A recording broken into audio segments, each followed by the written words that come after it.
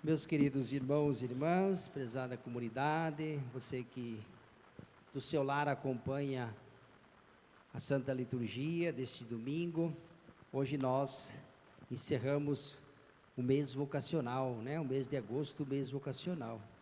E a cada domingo nós fomos meditando nas várias vocações.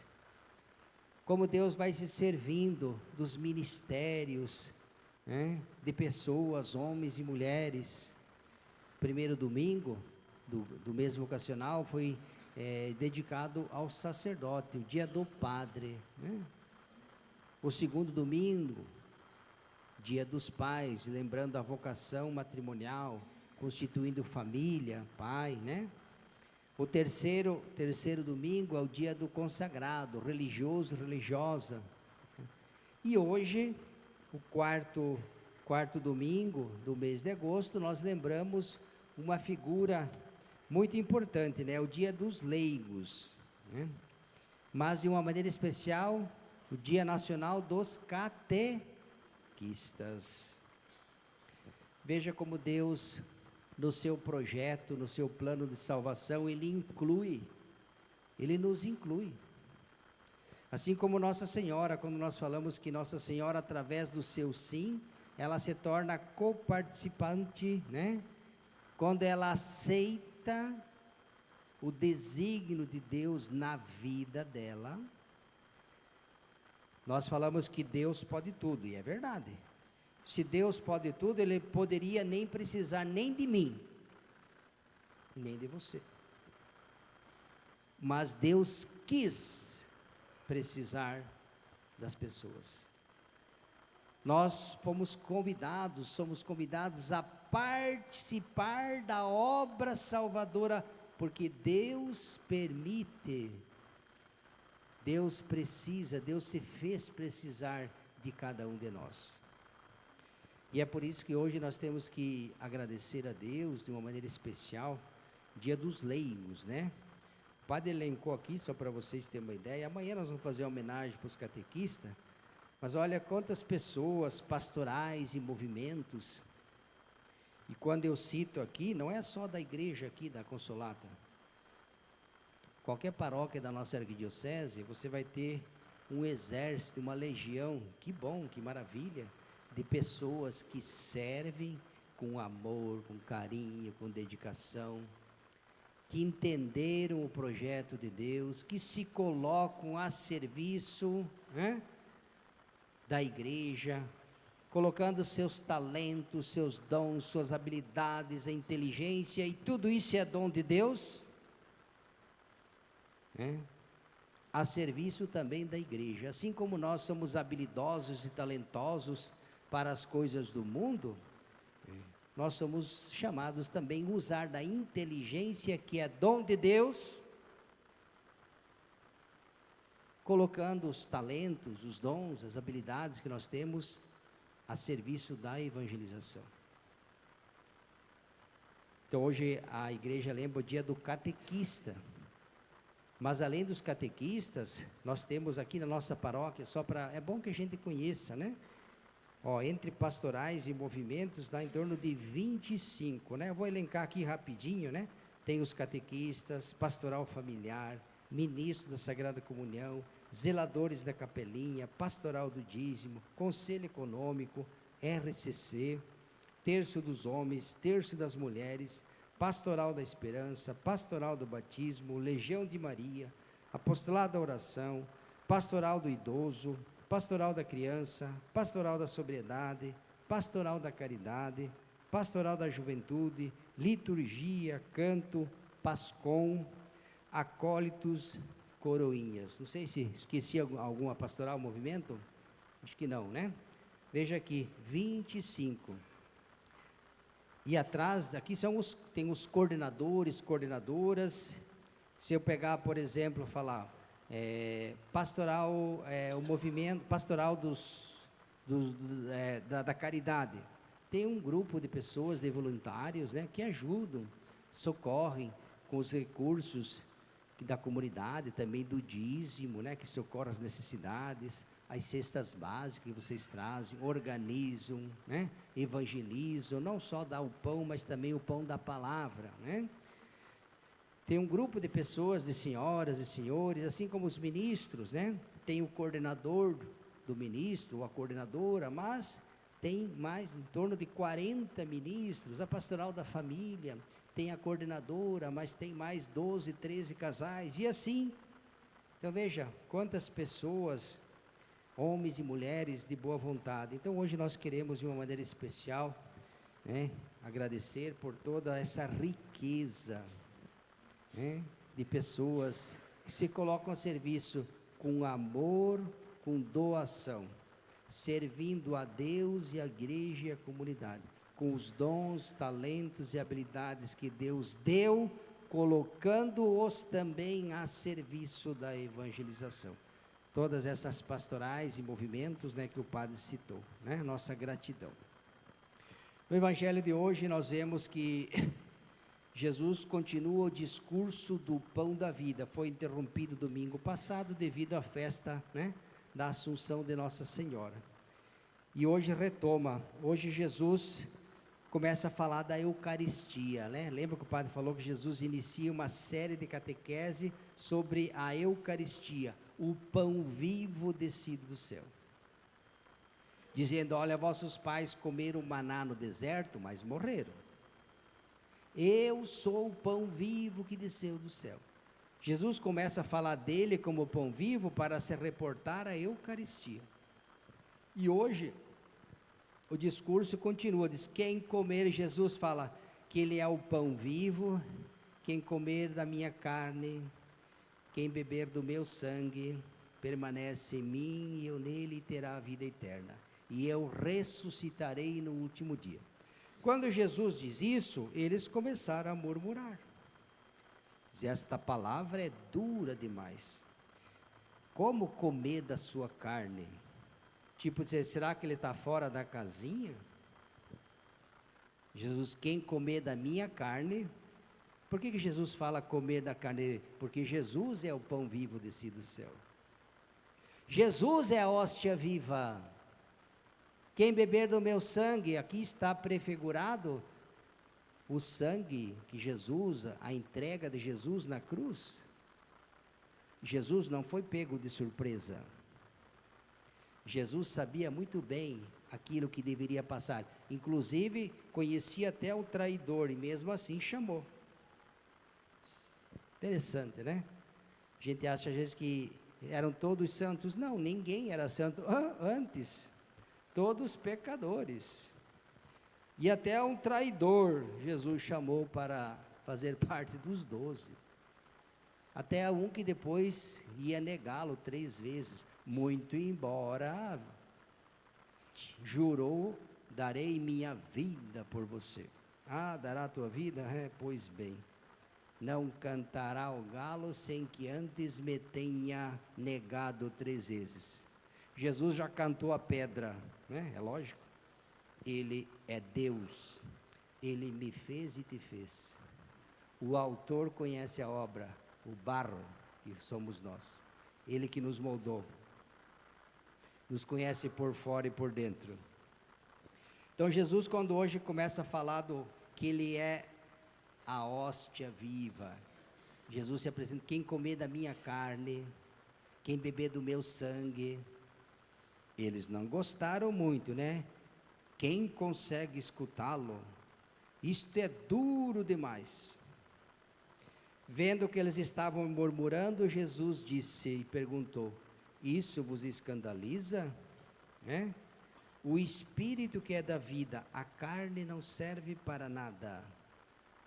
As palavras que eu vos falei são espírito e vida, mas entre vós há alguns que não creem. Por quê? Porque Jesus sabia desde o início que nem todos aqueles que estavam com ele tinham fé. E também sabia muito bem quem haveria de entregá-lo. Por isso Jesus disse, entre vós nem todos creem. Inclusive na última ceia, quando Jesus passa o pão, lembra Jesus falou? passa o pão e diz: um de vós há de me trair. Um de vós há de me trair. E eles ficaram assim, não gostaram muito, ficaram escandalizados, porque Jesus se apresentou como o pão vivo descido do céu, a hóstia viva, e começam a murmurar contra ele. E muitos deixaram até, a partir daquele momento, muitos discípulos voltaram atrás e não o seguiram mais, não andavam mais com ele. E o que Jesus disse? Jesus viu que muitos não entenderam, ficaram escandalizados, foram embora, não seguiram mais. Jesus olha para os 12 e diz: escuta, vocês não querem ir embora também? Se vocês quiserem, a porta da rua é serventia da casa, podem ir. Aí Pedro diz: olha, Simão Pedro, Senhor, a quem iremos, Senhor? Só tu tens palavra de vida eterna. Nós cremos firmemente e reconhecemos que tu és o Santo de Deus. Por isso, eu e minha casa, quanto a mim e a minha família, nós serviremos ao Senhor. E a pergunta que Jesus faz hoje na segunda leitura: a quem vocês querem servir? Ao Deus verdadeiro ou aos deuses? Ao Deus que vos libertou do Egito, que vos tirou? E lembra que o povo havia se rebelado contra Deus, e é sempre assim: quando nós nos rebelamos contra Deus, nós constituímos nossos deuses. Aliás, a pessoa que não acredita em Deus é porque ela tem seus deuses, os seus ídolos. Olha que coisa, né? Deixar de acreditar no único e verdadeiro Deus, aí a gente cria os ídolos do mundo, que está assim, ó. Quando eu me esvazio de Deus, no lugar dele, outros deuses ocupam o lugar. Deus só existe um, aquele ali, ó. Deuses existem milhares, e cada um inventa o seu. O bezerro de metal, a cobra, o Deus Baal, o Deus isso, o Deus aquilo. O pagão, o ateu, no lugar de Deus, do único e verdadeiro Deus, como ele não crê, ele constitui e cria o seu Deus.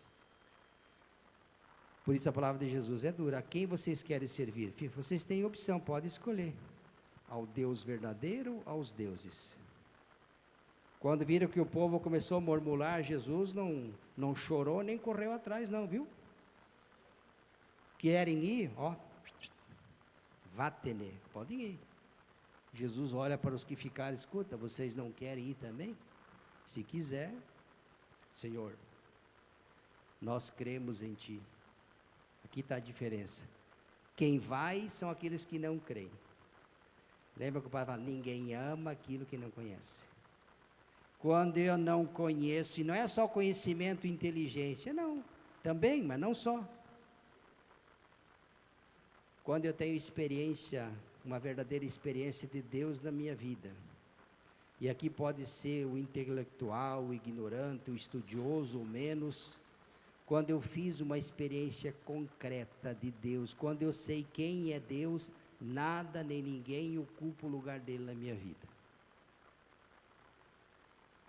Santo Agostinho dizia que não sou eu que encontro a verdade, é a verdade que me encontra.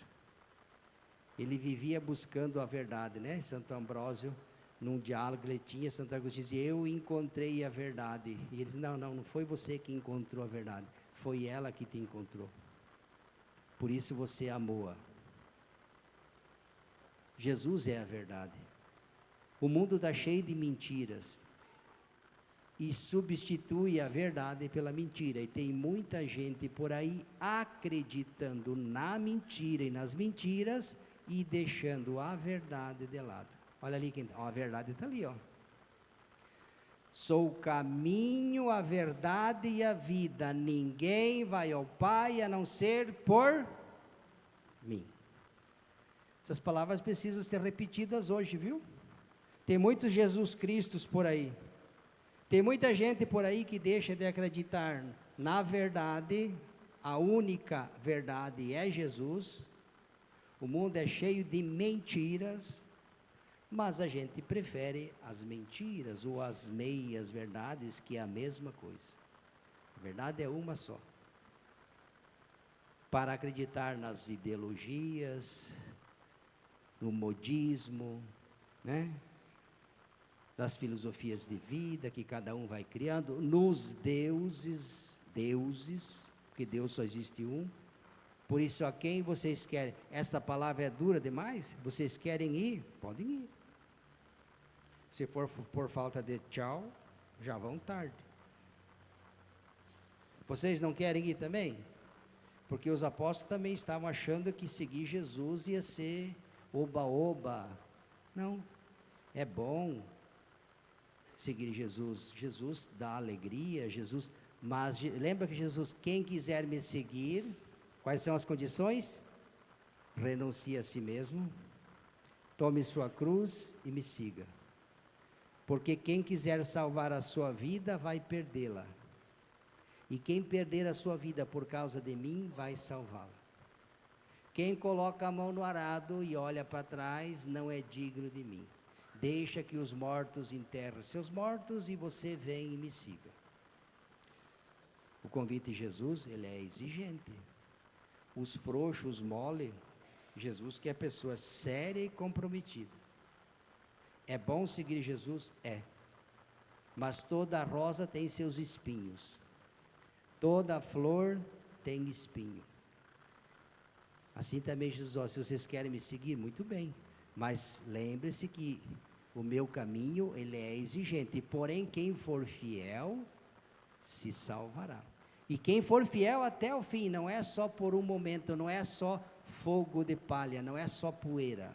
Porque toda poeira tende a baixar. Toda poeira tende a baixar. Quem perseverar até o fim,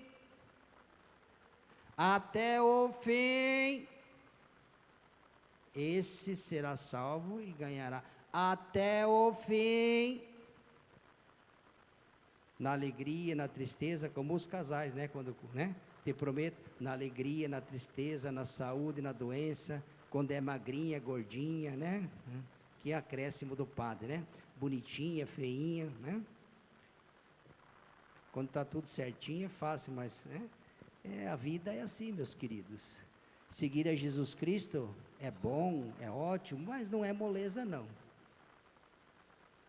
Carregue a sua cruz, carregar a cruz, renunciar a si mesmo, carregar a cruz de cada dia. Não é a cruz de uma vez na semana, a cruz de cada dia. E for fiel até o fim, esse será salvo.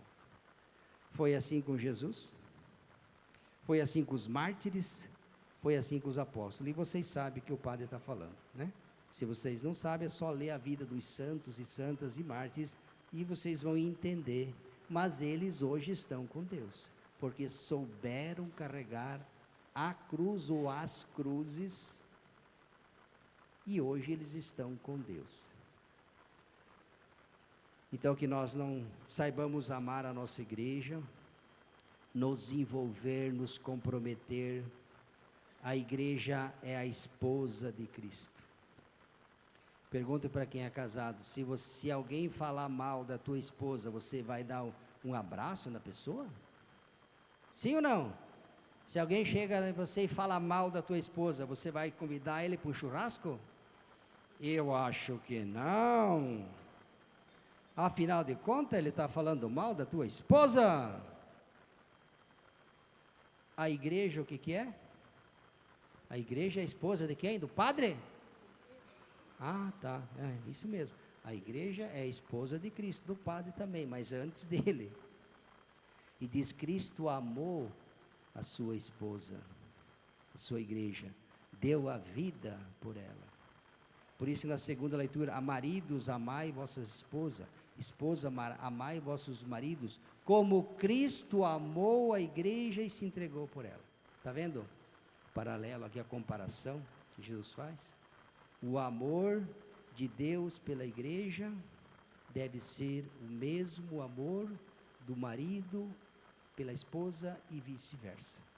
Amai-vos uns aos outros, como eu vos amei. Assim como Cristo amou até o fim, deu a vida pela igreja. Por isso é muito bonito quando a gente vê os leigos e leigas, hoje o catequista, né? Tantas pessoas pastorais em movimento, o padre citou aí mais de 20, né? Que amam. Quando você se compromete com a igreja, você demonstra o teu amor. E a igreja é ali, ó, a igreja é de Cristo. Tudo que nós fizermos pela igreja, nós estamos fazendo por amor a Cristo. Na figura do padre, né, que é passageiro, que vem, que vai. Por isso, no curso que vocês fizeram, né, o padre até falou, eu não vou na igreja por causa do padre. É claro que se não tiver padre, daí também como é que eu vou ir, né? Que consagrar a Eucaristia e tornar o corpo e o sangue de Cristo hóstia viva, só o padre pode fazer. Mas se está o padre A, B, C, D, F, G, sei lá o quê, é sempre o ministro de Cristo, é o próprio Cristo. E eu amo a igreja que é de Cristo, que Ele instituiu, independentemente de quem seja o sacerdote, né? Seja ele quem for, é sempre um instrumento de Deus naquela comunidade, e é ali naquela igreja. Por isso amemos a igreja, porque é ela que nos salva. Fora da igreja é muito difícil. Fora da igreja e sem a igreja é muito difícil se salvar. Até os teólogos diziam, não existe salvação fora da igreja. Não existe salvação, eu poderia, é muito difícil. Jesus instituiu a igreja para isso. A igreja existe para evangelizar. Esta é a natureza, esta é a essência, esta é a missão da igreja. Nos levar até Deus. E eu não posso ver a igreja de outra forma. Qualquer outra característica da igreja que não sejam estas, não é a igreja de Cristo. Por isso que nós temos que amar a igreja, nos comprometer com a igreja, assim como fazem tantas pessoas, né? Por isso as tantas pastorais fazem com amor e dedicação. Uns vêm, outros vão, a igreja vai se renovando. Porque a igreja é de todos nós. E todos são chamados pelo batismo a servir a comunidade, ser testemunho de Cristo. O batismo nos dá esse direito, essa missão. Por isso que todos os leigos são muito bem-vindos, né? E é bom também que de vez em quando se renova para dar espaço e oportunidade para mais pessoas também poder evangelizar. Então que o evangelho de hoje nos ensine também a amar e nos comprometer, né? Por amor a Deus e a nossa igreja. Louvado seja nosso Senhor Jesus Cristo.